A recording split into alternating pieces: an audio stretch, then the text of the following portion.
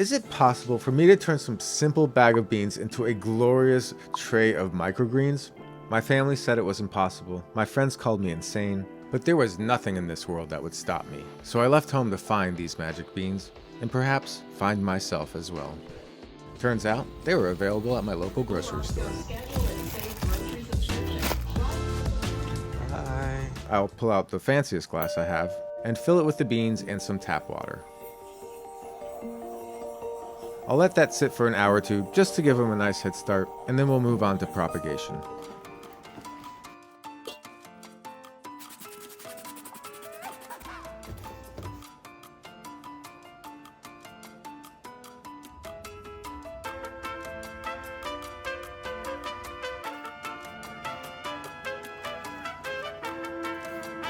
This